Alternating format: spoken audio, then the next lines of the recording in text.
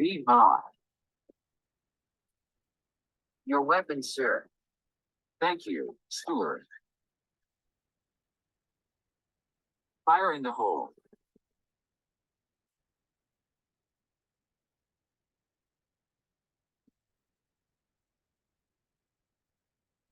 I'm alive. Awesome. Way to go. We did it, steward. Well, I just couldn't help myself on that one. I don't know if you've already seen it, but I just figured there was probably going to be a bunch of you who have not yet seen it. And it's funny as heck. So anyway, but what are we going to talk about today? I just really can't take it anymore. I have watched 5 video reviews now that are super impressive. And those who watch those videos are going to have a very hard time making any other determination that the Cybertruck has gone way past breaking new ground.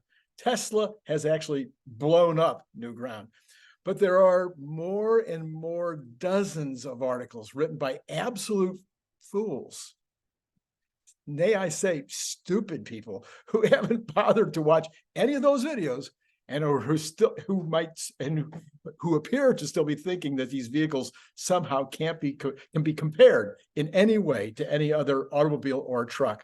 So this is Randy Kirk. If you want to hit like and subscribe, that'd be great. Hit notify, because tomorrow morning I'm going to do an analysis on the profitability of the Cybertruck and whether it will move the needle with regard to Tesla's bottom line and the stock itself. I promise you, I think pretty clearly you will be shocked. Please check out a video I did earlier today with Wang, where he hit the ball completely out of the park regarding the reasons why 20 million cars in 2030, it's not going to be an issue at all. Also, of course, you want to remember to buy your Cybertruck bottle opener and magnet. Remember, that is now back to $25 for one, $45 for two, $65 for three. Always remember to put on whether you want the stainless steel or the camouflage version, and you want to send that to paypal.me// Randy Kirk, all in lowercase letters. And if you're outside the country, add that extra $20. And then you can join Patreon as well and get one for free. That's it. Okay, let's go on. So let's start with these articles. All right, it's going to be some fun here. Now, by the way, at the end, I'm going to get into some good stuff. I'm not just going to talk about these ridiculous articles. All right, from The Drive, it's a thing called The Drive. By no means am I hopping on the bandwagon, meaning loving Cybertruck. I'd still buy a Rivian R1T if I had the cash. But the running is a lot closer than before now that the Cybertruck stats are more or less finalized. So at least he's getting closer. Reuters, the Cybertruck, 2 years behind schedule, let's start off with this negative, enters a hot pickup truck market to compete with the likes of Ford's F-150 Lightning, the Rivian, Rivian Automotive's R1VN.0, I don't know. Anyway, the R1T and General Motors Hummer EV. If I believe that Tesla will make more vehicles in the next 2 months than any one of these, other than maybe Rivian, has ever made total, and ship them and sell them and make more money on them. They'll probably be in profits by March. We'll talk about that in a while. Let's see. This is from Inside EVs. Ed Kim, the president and chief analyst of automotive research and product consulting firm Auto Pacific, says pickup trucks, even those bought by purely recreational customers who don't use them for truck things, are about function first. Kim believes the Cybertruck's practical aspects come second to the appearance and the hype around it. The very appeal of the pickup is its utility. The Cybertruck is style and image statement first and foremost, he added. Its high bed rails make access to the bed difficult. The windshield angle will make it more difficult for vocational users with a full complement of gear attached to them to get in and out of the Cybertruck easily. Are you kidding? Those are the things he's concentrating on? Has he paid any attention to the rest? Okay, I'm sorry. It goes on. Its niche design and steep price tag mean that it is not At least not right now, a high volume product, said Jessica Caldwell, the head of insights at Edmunds. It might only appeal to a small portion of the market that loves it and an exclusive customer base that can afford it. Trucks generally transact in the $60,000 region. Whoops, she's wrong. Average truck price today in America is $66,000. And that version of the Cybertruck is not available until 2025, the $60,000 version. What they showed us is probably closer to the Hummer than anything mainstream, Caldwell added. Oy. What do we got to say here? People are going to pay extra for this vehicle, not just because it's amazing. They're going to pay for it for the looks. They're going to pay for it for its functionality. Well, you know what I think. I don't need to go on. All right, from Auto Blog. The Cybertruck can and should be celebrated for quite a few things, but this is 2 lies in one sentence.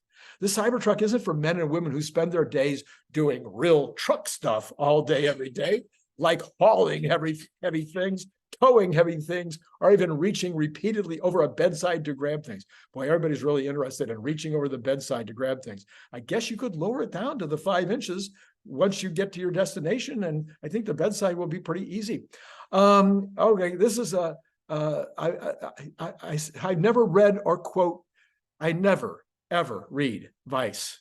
And I never have ever quoted from Vice before, but for you, I read this article. And so the article says, but who is the Cybertruck with all its extremely high risk design elements that will likely make it a repair nightmare? For how do they even guess? They don't even have a clue as to whether this can be a repair nightmare, especially in an age where the car itself is such an ostentatious connection to the man who willed it to the world and is publicly embracing anti-Semitism, conspiratorial theories, and racism. Who wants this much risk and baggage, both literally and figuratively, with such an expensive car? Musk says Teslas will be able to produce 250,000 of these by 2025. Well, even if he's right, and given his history of outlandish claims, there's no real reason to believe him, or that will he be able to find 250,000 people who want one. Well, maybe they got 2 million reservations for some crazy reason. Okay, another example. I used to read Wired magazine cover to cover every single month. As soon as I got it, it was my magazine of choice to read until I finished it. But it is now so far left that it is unreadable if you have any idea of how to define a woman. But again, for you, I did read this article and I'm reporting on it. It says, gone are the references to environmental benefits. Progressivists and environmentalists are unlikely to be lining up for the Cybertruck, states Gartner's Ramsey. On top of this gargantuan size and weight, it is not all that useful as a truck. This is a status symbol and an attention getter. While Tesla has been like the other giant pickup trucks are not attention getters and are always used for truck uses. No. Anyway, while Tesla has been a key driver of vehicle electrification, the Cybertruck is big, heavy, and relatively speaking, a very inefficient use of the finite resources available to decarbonize transport. That was from biochemist and journalist Simon Evans. He was on his way to, probably by private jet, to the COP28 climate conference in Dubai. Yes, it's electric. I doubt if he was going to be going by car or by, anyway. Yes, it's electric. And yes, it can run on renewable power, but it's pretty much the opposite of energy and material efficiency, says Evans, the senior policy editor of the influential Carbon Brief newsletter. Is he just brain dead? Doesn't he take into consideration that there are couple of million, like 1.5 million or close to 2 million giant American trucks sold every year in the United States that don't have any, if you're looking for carbon neutral or carbon positive or anything, I mean, they're using petrol and this one doesn't. And so it will replace those. Anyway, but shockingly, in that same article, some liberals who had been a lot of the early adopters of the Tesla cars have sworn not to buy another, says UCLA Anderson's Sorensen. Interestingly, however, his appeal to conservatives, not the usual buyers of EVs, has grown. Who said that before? Would that be, if you follow the channel, have you ever heard me say this? Oh yeah, I think I've said this. Well, that might actually help sales of the Cybertruck since conservatives more frequently buy pickups and SUVs. So the Midwesterners who have been slow to adopt EVs, they might be brought into the fold with the Cybertruck. I don't know who said that before. Okay, he goes on to say, conservatives are not buying gas-powered vehicles just to irritate. They are not buying gas-powered vehicles still, it should say maybe, just to irritate liberals, stressed Boston University's Simcoe. All kinds of people buy these vehicles because they're useful. And as electric trucks, including Cybertruck, start providing better performance at competitive prices, we will see adoption among all demographics. Yes, I think he's right. Okay, and then contrast all the nonsense that I just read with this one statement from Jason Camisa. Anyway, he says, after spending 3 days with the Cybertruck, holy shamoli, actually, it's the S word. What went into this? Like, I would hang myself if I worked for a traditional car company right now. When they start pulling this thing apart, their mind is going to be blown to the point of like, why do we even come into work every day? It's unbelievable. Oh, I remember who said this now. That was that long video I suggested you watch yesterday. It's one of the three. Anyway, here's a few quick news stories about Tesla from sources that you might have missed. Sandy Munro drove the beast for 3 hours. Didn't know that he got a chance to drive it. This, he says, will be his car to drive. He has multiple cars. This is the one he wants for himself. He is a massively huge fan of the fact that it's drive-by-wire and 48 volt. He was asked, well, could you find any negatives? He had one out of everything in the car. He had one minor negative. He said with regard to driving it around in a parking garage, he felt like he couldn't see the edges, he didn't have enough understanding of where the edges were on the car. He was afraid he was going to hit something. He said, gee, couldn't we just have the front mirrors give me a view of what's going on out there while I'm trying to park the car in a parking garage? And the engineers that were with him said, sure, we can fix that. That's the software update. We'll do that. So apparently the car is perfect in the mind of Sandy Munro, who pretty much is idolized in the automotive industry as being way out there in terms of his understanding and knowledge. Well, here's another piece of news you might have missed, and I would have liked to have missed it, but some suicidal fool drove all the way to Austin with a plan of shooting up Thursday's event and killing a bunch of folks that were at the event. He sent out a bunch of warnings about his plan because he was suicidal, and he actually, said, hey, catch me if you can, because I really just want to die. Well, anyway, they did. They grabbed him, and hopefully he'll find a good shrink. Another news article here, Tesla is offering a die-cast model of the Cybertruck. It has lots of bells and whistles, just like its upsized cousin, and the price is just $225. And I think they can deliver that one right away. So there you go.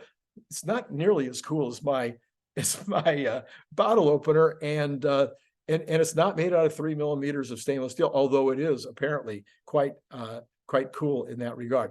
Anyway, here we got so much noise about the range extender. Everybody's talking about the range extender. It's not a big deal. So I just want somebody to help me understand why anyone will want this. Why would they want a range extender unless they have a very specific use case? This is not something you're going to put in and take out. This is something you're going to put in and leave it in there for a long time, and then it's going to be a big hassle to take it out. It's going to weigh a whole bunch. But there might be some companies that tow really big loads. They're going to max this towing capacity out, and they do it a lot. But most of those aren't going to be moving, stuff more than 100 miles at a time, so that you can still charge it up overnight and go again tomorrow. This is still going to go 150, 200 miles, even towing something pretty massive. So for most of those people, they're not going to need this. In fact, you could charge it up somewhat during lunch hour, maybe even tow it up completely during lunch break. So I'm not sure that they would need it. So I'm confused about who's going to want to go to this trouble. But I think there could be a slice. It might only be 5% of the market, or 10% of the people that buy a Cybertruck that might want this range extender. But man, it is getting a lot of copy. So many people writing articles about it. You'd think it was going to be something that it's really critical, whether it costs $10,000 or $16,000, and whether it can be easily mounted or whether it's going to take an electrician. I don't care. Anyway, that's all I got to say about that. Well, Sandy Munro had a few other things to say. He said that the factory was already at a cycle rate of 60 seconds. Now, if that's true, and if that can be sustained, that means they're already at the 144,000 annually just for one shift. If they're at 144,000 annually for one shift, I'm thinking they're already going to be in profits. So that's why I was saying earlier, maybe they're in profits now, or they're going to be in profits in a couple of months. Sandy took the clock. I asked that question yesterday or a couple of days ago. You may remember me asking it. What was the throughput rate? And apparently it was 60 seconds. Well, we don't know if this is sustainable. We don't know if they have enough batteries to hit those kind of numbers. We don't know if, what other kinds of issues they might have in terms of raw materials. Maybe the gigacasting isn't going to be able to do it at that 1 per minute rate right now, but they did produce a huge amount of gigacastings in advance. There had to be a reason for that. So I'm not sure, but now if you can get to 144,000 like immediately, I mean, if they're already doing that well, if we start to see from the flyovers that you see those kind of numbers coming out of the factory now, that's a lot. It's like 60 an hour. It's 480 a day. That's going to be noticeable.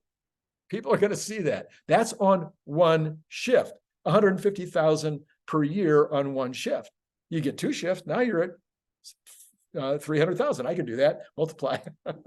If you got 4 shifts, now you're probably over 500,000. Now that's not doubling because the 4th shift, you can't necessarily get a full additional shift out of a 7-day week in terms of throughput. Anyway, but let's say it's 500,000, 550,000 a year, capable now, at least with regard to the line.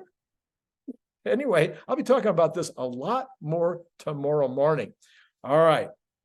That's all I've got for you today, except, of course, to remind you to go back and look at the Brian Wang video earlier today.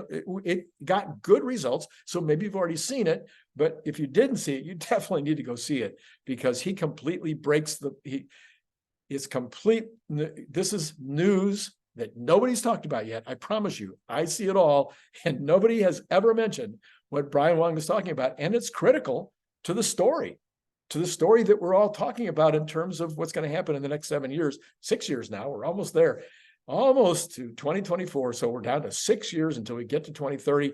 So you want to see this, you want to take a look, I'll put the card right there. And then you're going to want to watch tomorrow morning and tomorrow night, of course. You got the regular programming tomorrow night where we talk about the financial week and that's coming up. And that is one of the highest.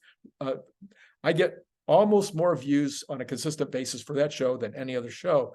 So you want to watch that show if you're not already watching it. And then tomorrow morning, I am going to talk more about the Cybertruck, but I'm going to talk about what does the profit picture look like? Is this going to be something that actually moves the needle at Tesla? Because some people are saying, why bother? They should just, forget this product. They don't need it. And, it's not that great. And it's just not going to do that much for Tesla. Well, I'll take a look at that and you can decide whether I'm right or wrong. So that'll be on tomorrow morning. And then can I reach it? Because I should always show it. So I can reach it. Here you go. Here, it's got to look at the magnet. See, that's a serious magnet. That magnet is, you can put papers under that. It's going to stick on your refrigerator. It's not going to slide down or fall. It's that 3 millimeters thick, just like the Cybertruck. Not the same stainless steel, obviously, but it is, stainless steel. And it is, also a bottle opener, and it's only $25. If you were to multiply that times 2, you would pay $50, but I'm discounting that to $45. If you multiply times 3, it'd be $75, but I'm discounting that to $65. And then you just throw in 20 extra bucks if you happen to live in Canada, Australia, Argentina, anywhere else in the world. Just add an extra $20 and we'll get it to you. No matter how many you buy. And then if you want 10, I forget, I think it drops down to $21. And if you buy 20, it drops down to $20. So all that's down in the description below for you to see there. And so, you know, place your order now at paypal.me/Randy Kirk, all in lowercase letters. And now I am out, but I'll be back in stock, I think Thursday. So that's when your shipment's going to go. Thursday or Friday of next week, your shipment will go. So just to let you know, plenty of time for Christmas, but it's a good idea to start thinking about that Christmas purchase now, because, you know, later on, you know, who knows whether I'll be able to get them in time to get them to you for Christmas. All right. It's been great talking to you.